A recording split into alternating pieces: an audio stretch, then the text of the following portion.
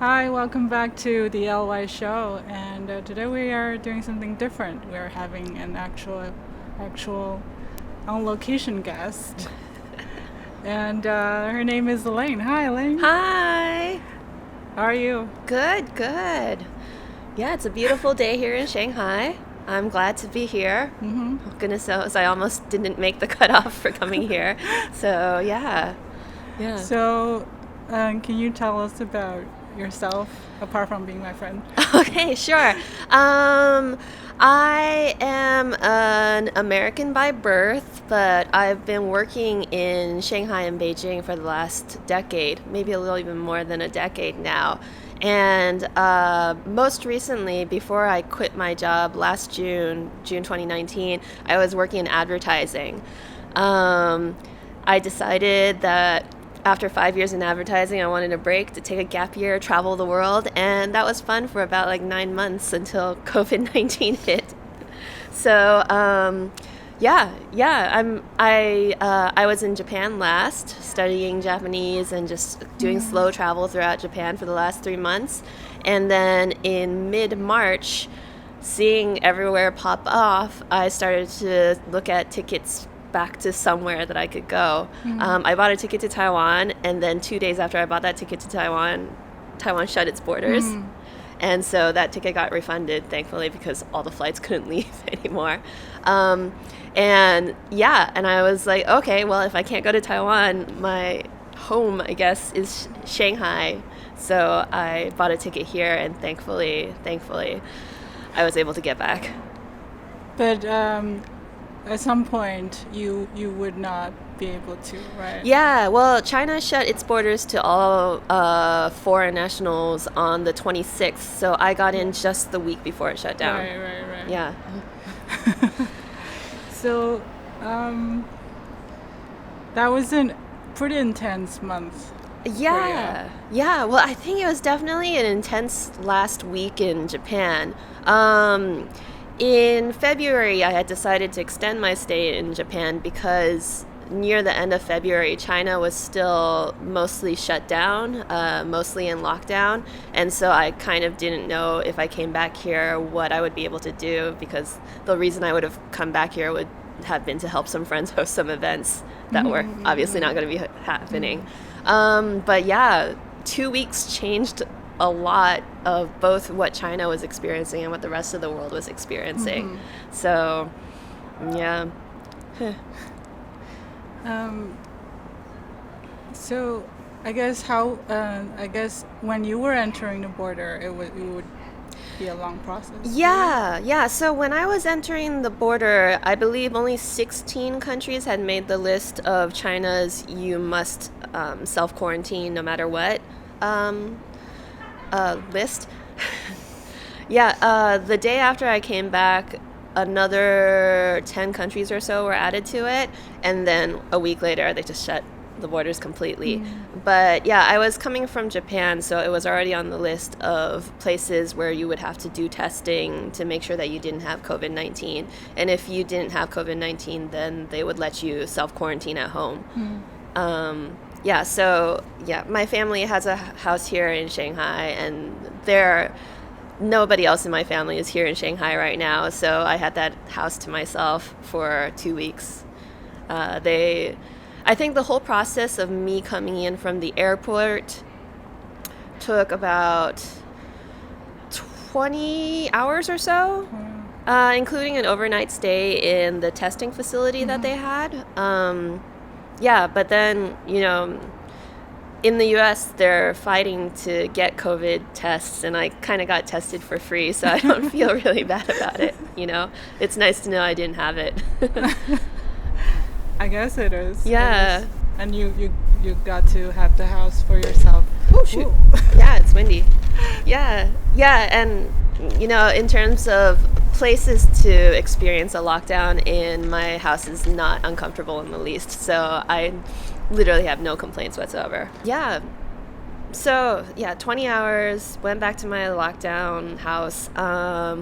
I actually filmed the entire process and put it up on YouTube, and someone from CNN saw it and then interviewed me on CNN about it. But once again, all I had to say were nice things about everything that was happening then. You mentioned you were in Japan. How were Japanese people handling it, I guess? Probably not as well as they should have been. So, Japan had already been talking about it for months and months. In January, I know our school had already started to put like hand sanitizer out for everybody. And I think people in Japan are normally in the habit of wearing masks to begin with, so it wasn't too big of a stretch to get them to wear masks. But the government response was very like half and half. So they would shut down schools, but they wouldn't shut down workplaces. They were shutting down amusement parks, but not bars and restaurants. And they were not testing. Like, Japan had access to tests, but from what I hear, it was refusing to give them to anybody unless they came in with like a severe respiratory case to the hospital. And so I always felt like the Japan numbers were kind of being underreported. And, the day after they announced that the Olympics wasn't going to happen anymore, like the amount of cases in Japan spiked by 500. So, wow. Yeah, I was in Tokyo about a week before I finally left Japan completely, and it just scared the crap out of me. Like, the subways were crowded, bars and restaurants were crowded. Nobody was wearing masks in the bars and restaurants. I mean, you can't wear a mask when you're trying to smoke, I guess. And it just made me feel like, oh gosh, now for the first time in Japan, I feel a little unsafe about this whole like coronavirus mess. And so, once again, it was really nice to get tested and find out I didn't get it from Japan. Yeah, it worries me a little bit because Japan is both very, very old demographically, and they're really not set up for telecommuting. It's very bizarre. I think everyone thinks of Japan as a very like technologically advanced place, but actually, it was weird to find out how much, first of all, they relied on cash for everything. You can't pay your bills online. You have to go to like either the place to hand over cash or to a 7-Eleven to hand over some weird receipt thing. I don't think Japanese companies understand telecommuting at all. And so, none of my friends who work for Japanese companies have been allowed to work from home. It's only friends who have worked for foreign companies in Japan who know anything about it. So, yikes. Well, I wish the best for them, but... Did you explain? So, just a simple question. Did you buy any masks in Japan? Yes, I did. I actually bought a bunch before COVID-19 even came, so yay for me. But I know there was definitely a shortage of it all over Japan. I know that, for instance, my 7-Eleven was always sold out of it, but I think they also began upping production near the time that I left. So when I was in Tokyo, I went into a random Don Quixote and got like another set of masks, and it wasn't too hard. But I think if you're trying to buy more than like just your day's supply, it's going to be a little difficult. So you came back and then you were quarantined in your place for 14 days, right? Yeah, 14 days. Yeah. So they put a door monitor on. I was supposed to report my temperature into a WeChat group twice a day. But, I was still able to get delivery. They just drop it off outside my door, have me pick it up, and then... So that's how you door. eat? Like, Yeah, because I was able to order, groceries, and then so I just cooked at home. What was the hardest part of the quarantine? To be honest, none of it was hard. I mean, once again, I'm in a particularly lucky situation, I think, because I had a house to myself.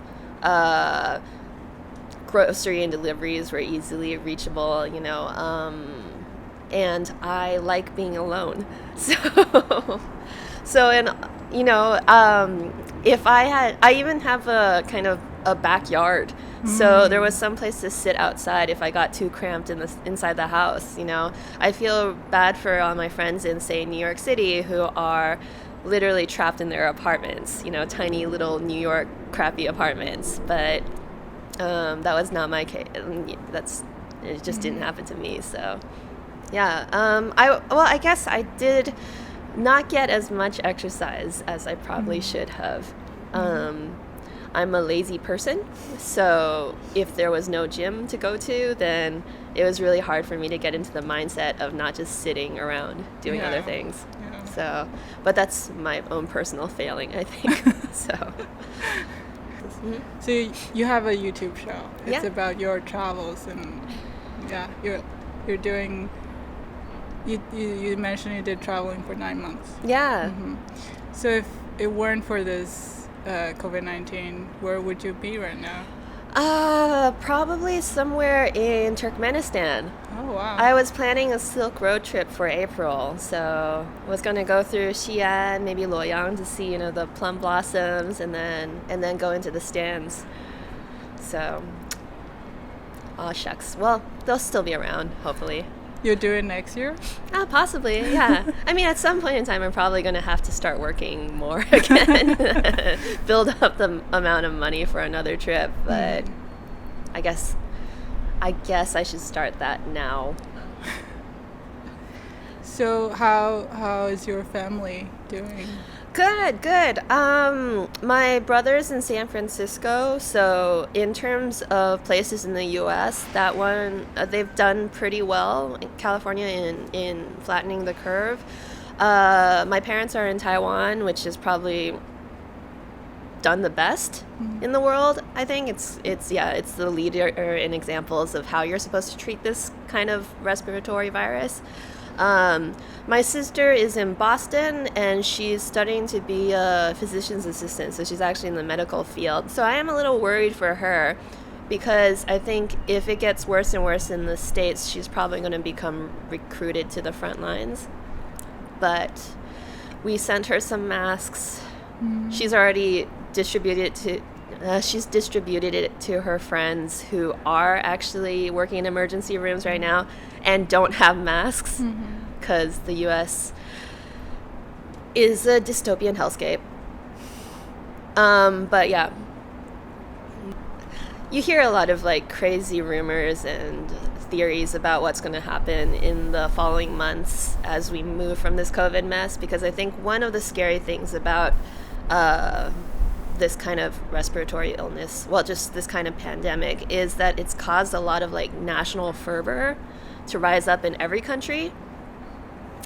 And, you know, the U.S. is being presidented by someone who loves to, you know, blame other countries for his problems. And so there's definitely been a lot of anti-Asian racism in the United States.